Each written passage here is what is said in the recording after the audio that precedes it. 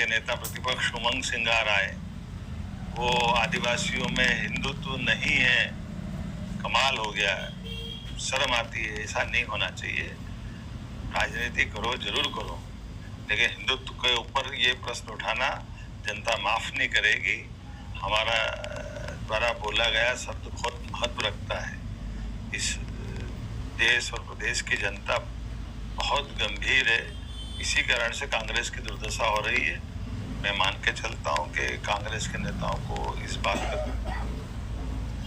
और इस पर ज्यादा जानकारी के साथ भोपाल से शैलेंद्र पराशर हमारे साथ जुड़ चुके हैं। शैलेंद्र, सबसे पहले समझना आपसे यही चाहेंगे कि उमंग जी का जिस तरीके का बयान सामने आया और वो ये कह देते हैं कि मैं आदिवासी हूँ, हिंदू नहीं हूँ, आखिर इस तरीके की बयानबाजियां वो क्यों कर रहे हैं?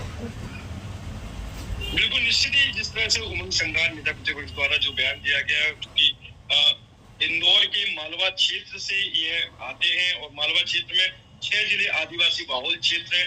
यहाँ पर लगातार कांग्रेस की परंपरागत सीटें हैं और अधिकांश जगह पे यहाँ उमंग सिंगार के साथ उनके सहयोगी विधायक जीतते हैं। तो सीधे तौर पे अगर देखा जाए आदिवासियों की राजनीति करते हैं नेता प्रतिपक्ष और वहीं से वह आते हैं।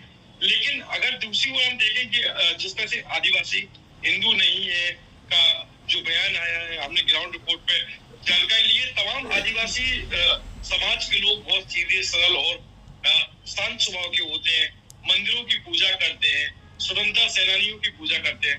लगातार उनके द्वारा जिस तरह से कांग्रेस का एक परंपरागत वोट बैंक बना हुआ है, तो उसको देखते हुए उमंग सिंगार ने जरूर यहाँ वोट की राजनीति की है, जिसको पक्ष द्वारा सरकार द्वारा लगातार घेरने का काम किया गया करके जो आरोप लगाया कि राहुल और तमाम धर्म परिवर्तन के आधार पर ही है, हिंदुत्व की तरफ ना जाते हुए कांग्रेस हमेशा दूसरी आपको पहले तैयारी करनी पड़ती है। लेकिन अगर यहाँ देखा जाए तो राजनीति को, लेकिन साथ ही साथ सवाल ये भी बनता है कि आखिर इस तरीके की राजनीति करके वो किसे और क्या जताना चाह रहे हैं? कांग्रेस में क्या अपने वर्चस्व को इस तरीके से कायम रख पाएंगे? क्योंकि अब तो बीजेपी की ओर से भी पलटवार सामने आ चुका है। खुद मुख्यमंत्री ने मोर्चा संभाला, उन्होंने ये कह दिया कि अगर इस तरीके की बयानबाजियां दे रहे तो शायद यही कारण है कांग्रेस की जो दुर्दशा इन दिनों भारत में वो हो रही है। एक मिनट और जिस तरह नेता प्रतिपक्ष द्वारा अपने क्षेत्र के आधार पर यह बयानबाजी की गई और पक्ष द्वारा इनको घेरते नजर आ रहे हैं। लेकिन अगर जिस वोट बैंक की राजनीति के चलते यह बयान दिया गया है, लेकिन अपने क्षेत्र का खुद भी दुर्दशा है। वहाँ के अधिकांश लोग सीमावर्ती राज्यों में, जो कि गुजरात और राजस्थान से सीमावर्ती राज्य जुड़े हुए हैं, वहाँ मजदूरी के लिए पलायन करते हैं। और वहाँ के लोग सबसे ज्यादा बात ये देखने में आती है कि आज भी क्राइम रिकॉर्ड वहाँ पर देखा जाता है। दिन दहाड़े वहाँ पर लोग वहाँ पर जाने के लिए, जो उमंग सिंगार नेता प्रतिपक्ष का क्षेत्र है, आंवला की बात करें, टांडा की बात करें, तो ये ऐसे क्षेत्र हैं जहाँ शाम 6 बजे के बाद लोग जाने को खतराते हैं।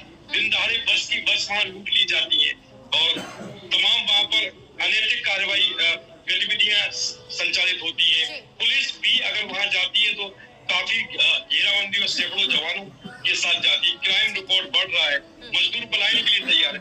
मुद्दे ये सुलभी होने चाहिए थे, लेकिन उमंग सिंगार जिस तरह हिंदू आदिवासी नहीं है, इसको अगर बात कर रहे हैं तो निश्चित तौर पे आदिवासी हिंदू है, जो कि देवी देवताओं की पूजा करता है, मंदिरों की पूजा करता है। जी, आपका बहुत धन्यवाद तमाम जानकारी हम तक पहुँचाने के लिए।